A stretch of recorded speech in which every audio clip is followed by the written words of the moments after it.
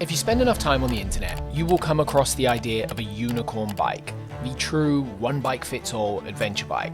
It is meant to be super light, be insanely good off-road, comfortable, reliable, simple, has no tech, and costs less than a Starbucks coffee. And it doesn't really exist. That's pretty explainable, but a large portion of people continue to dream.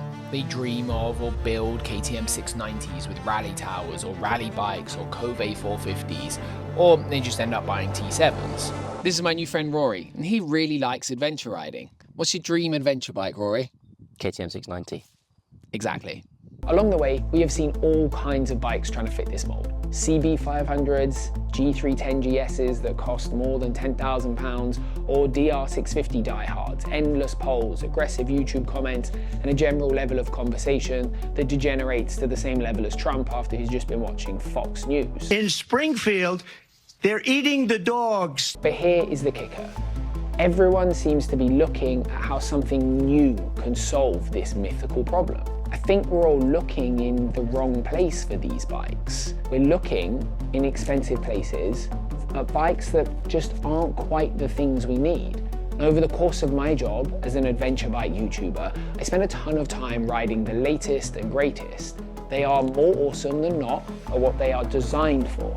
But I also get to spend some time riding just whatever is available. Honda 250 Tornadoes, BMW F650 GSs, or knackered Royal Enfield Himalayans. And the theme is always, well, it doesn't really matter. As long as it's fun and you're on similar bikes, the fun level will be there. Apart from the knackered Himalayan, that was mostly just a bit scary to ride. Coming back to Rory, well, Rory wants a unicorn bike. He wants an adventure bike that can let him do all the riding that he wants to do.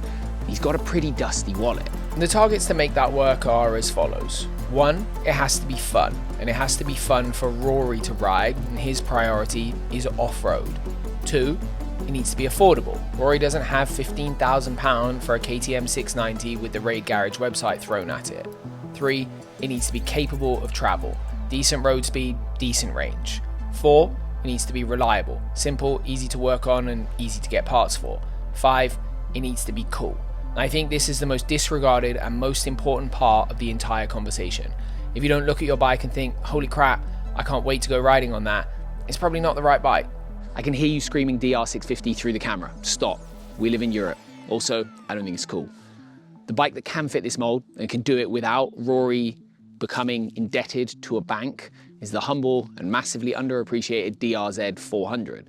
Now, I know at the moment it's none of the things that I just said that this bike is going to be, but that is the point of a project bike. And I'm going to prove it by building the coolest DRZ budget adventure bike probably on the planet. Sweet, that'll do. The humble DRZ hasn't been sold in the UK for a long time.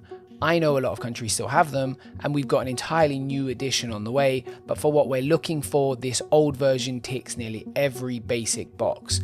We do need to put some love and creativity into making it what we've promised it can be. And this shed is the DRZ we've chosen. It has many redeeming qualities, I think. Actually, it has 2. It was cheap. Rory bought it from his mate for £2,000. I bought the DR about a year ago from a mate of mine who was previously owned by everyone else in the group, friend group, so it's just been passed around.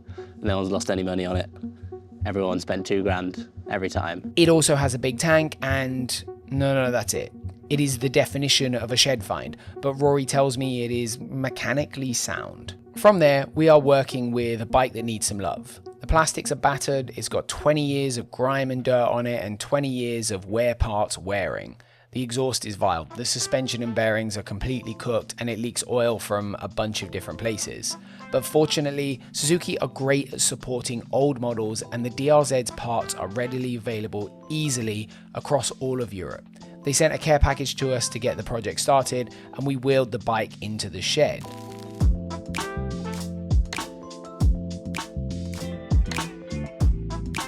I'm a big fan of using OEM parts where you can afford to, and bearings is one of those. Over the years, I've used other parts that are not OEM quality and they just do not last. The first step we needed to do was start with removing the bearings from the bike. The steering head bearings are easily the worst I've ever seen. The linkage bearings were nearly as bad, and so the whole bike needed taking to just being an engine and a frame.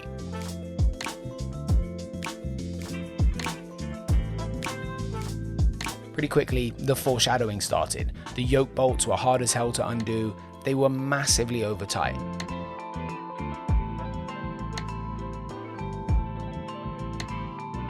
The oversized Oxford grips were for the bin, the ugly gold handlebars were bent, and they would need replacing.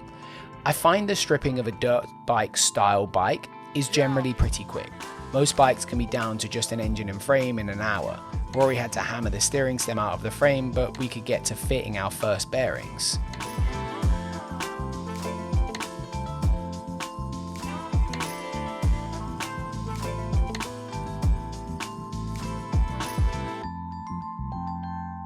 Because I care about making this bike as nice as possible and I try to avoid heinous comments where I can, I tried to do this in the most proper way I could.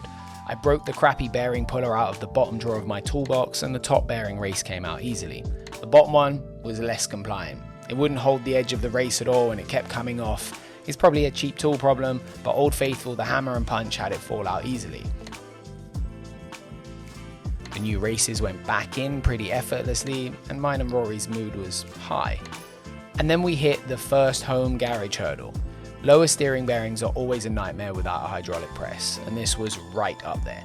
A hammer did nothing. The Dremel came out, but it felt pretty sketchy. We cut it, we hit it, and this still wasn't budging.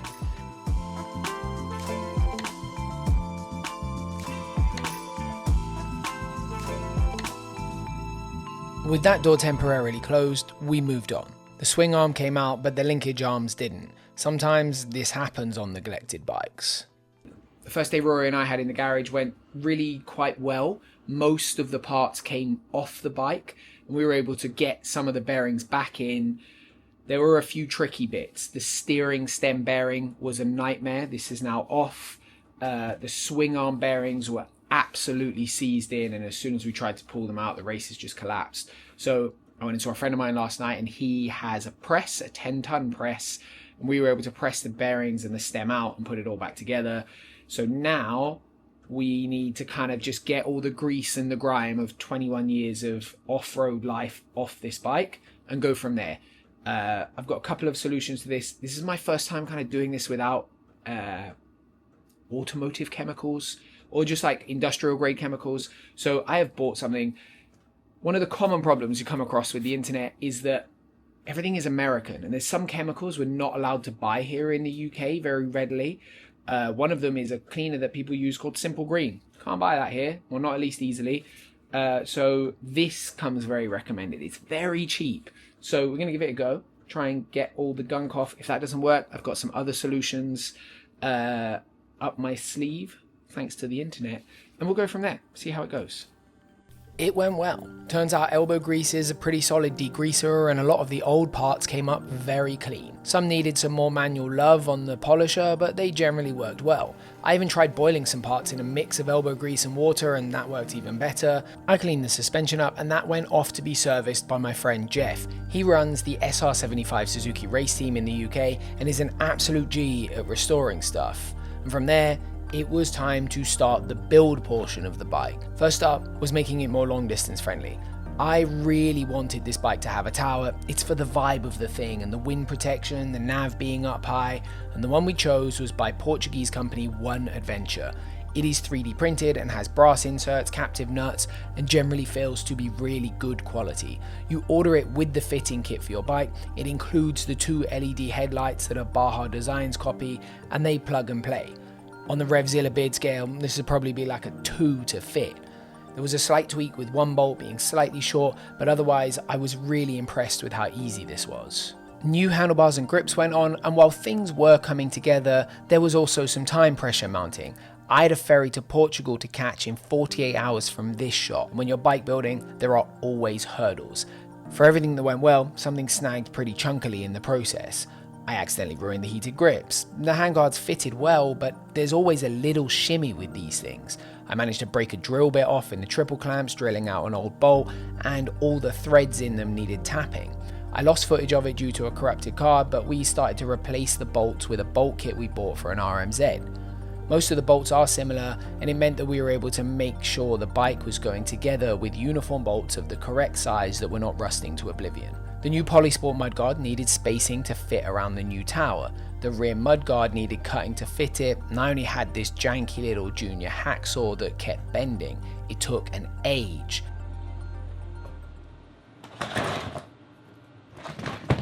So last night, I picked the suspension up and I'd sent it off to a friend of mine, Jeff Walker. He runs the UK Suzuki Arena Cross team. They do all kinds of things, a few beach races here and there. They're very much like a halo race kind of team. And they make some of the coolest stuff, the coolest bikes you will find anywhere. And Jeff is easily one of the best kind of builders, mechanics I have ever met. His stuff is always incredibly beautiful.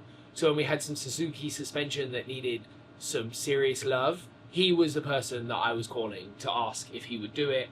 And he has done an incredible job. You would never know that this stuff is 20 years old, and it kind of just goes to show what, with a little bit of love, you can do. Like, this shock body doesn't look like the same shock body. It was so dirty and caked up and a little buff off, and it's come up like almost new. There's a few dings and stuff in the metal still from abuse over the years, but look how shiny this is. This is unbelievable. He's done an incredible job. I just can't wait to actually ride this bike and see what it feels like. The beautifully rebuilt suspension went in, and like everything on the DRZ, this wasn't a smooth run. The threads in the feet on the forks were so gummed up, the new clamp bolts wouldn't go in, so the tap had to come out again. The shock did slide in pretty well, just a little shuffle here and there. With grease and all new bearings, things were starting to feel like we were getting close to it being a bike again. Rory's rebuilt wheels returned to me along with the new exhaust, and we could mount up the new EBC discs and the AFAM sprocket. Rory also has a slight AliExpress addiction problem. I'm not sure where we lie here. He bought a seat cover for £7 and I spent 2 hours trying to fit it, and it was impossible. I then went and bought him an actual seat cover that I knew would fit. I did try to come up with this system for a super budget tall seat using an old seat foam as a second layer, but that didn't work, and in the end we ended up having to leave it for later. In the process of fitting the right radiator shroud, I discovered a leak in the water pump cover, but more importantly in the radiator. With just 24 hours left for the ferry, I had to next day new radiators, change them and bleed the system. In the nick of time, scrambling it all together, we got the bike finished, only to get turned away from the ferry due to a paperwork issue. Eventually, I did make it to Portugal for some late winter filming and a photo shoot with Krieger. I fitted the graphics up and the bike was finished, and it looked unbelievably good.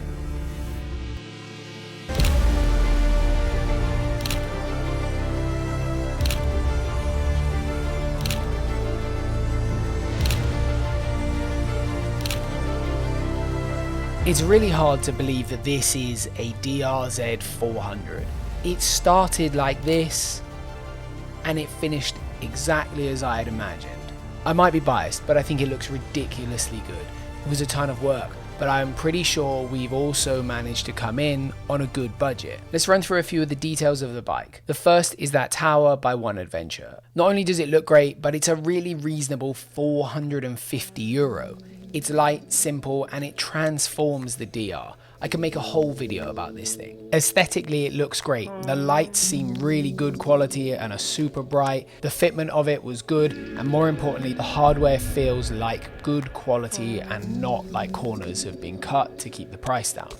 To be able to travel on a bike, I think you also need some luggage, some storage. Rory's AliExpress love came up with this rack from Nice CNC that is much better than it should be. Kudos where it's due.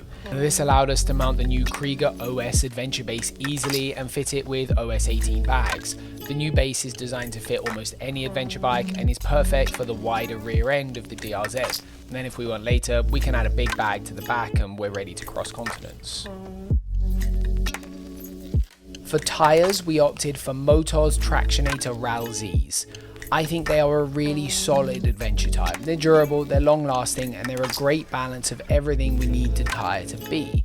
They were matched to stock hubs with new spokes on an MTX brand rim.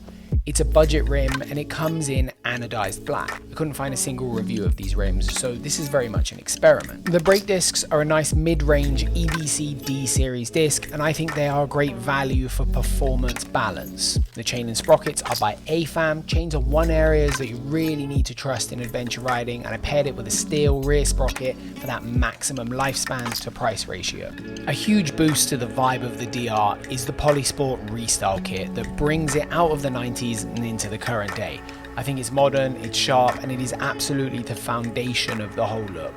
It mostly bolted up well, but it does need a little fettling. However, the rad shrouds fit the 17-litre tank perfectly.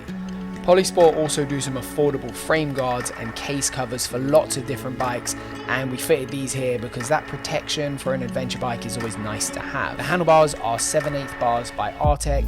We found them for a great price, and the bend seemed to be good on paper. The cross brace was loose and it creaked when we first rode it, so we did have to crank that up. So I got the rotation wrong on this brake line when fitting the new Suzuki master cylinder. Suzuki don't have a rebuild kit, and so they just sent us whole new ones instead. It was massive overkill for a budget bike, but they do feel really good. We're not going to include this in the build cost, however. For adventure riding, I like a soft grip, and the Pro Grip 799 is a fantastic wallet-friendly option. It's been around for years and it looks pretty cool too. The handguards are the Polysport Evolution model. They're fully plastic and unbelievably cheap. They seem decent enough and they were not a nightmare to fit, so I've got no more complaints. The clutch perch didn't get replaced, but it should have been. The perch is aftermarket, the lever is gross, and the cable angle just sucks. One for a future fix. Rory used some Harpic toilet cleaner to brush up on the stock header and return it from the grave, and we matched it to the most budget-friendly exhaust we could find. This is AliExpress to the rescue. The fire torch was a medium fit and it cost him £65 plus postage. The chance of it lasting seemed kind of low, but the eye test says it's better than you think it is. Sometimes you got to try these things for the people. The second seat cover was the Blackbird Pyramid. This is a ubiquitous seat cover, and I can get these trade price, and that made the decision for us. I actually don't really think they're very good. They're quite stiff, and you can make the seat feel really firm with them. The fitting sucked because the oversized tank has deformed the base slightly, and the best we could manage was just this small wrinkle. My friend's eye is literally the only reason I didn't set fire to the whole thing. To round out the bike's look, the graphics are so important. The NASA-inspired design was done by my friend Jack from Culture Studios, and I think it fits so well with the whole land roaming vibe of the build. You can now buy these graphics, this design in our web shop for a ton of different models. Link in the description. The DRZ is done. This bike has been more work than I expected. It has taken a lot of effort to get across the line. It's taken a lot of people and a lot of support for this channel because we don't have the budget to just go and buy bikes and make this sort of stuff happen. I would love to sit here and pretend like this project has been hunky-dory and that this is super achievable for anyone. You can just pop out, buy your local DRZ, and it'll be great and you can spend no money on it. It's a lot of work, but it is achievable and it is done, and I believe we've got it in on budget. So the last step of this is that Rory hasn't seen this since it was a frame and an engine with nothing in it. He's seen a few of the parts, the wheels and so on, but he just turned up at the Airbnb. So I think it's time to go and take it to him and see what he thinks of his new bike. It's just not the same bike, you know? Man. It's like a bike that like other people can be jealous of. I've never had that before. His front wheel has completely collapsed. It's basically brand new. It's done about an hour and a half's riding. Importantly, the clutch started slipping yesterday.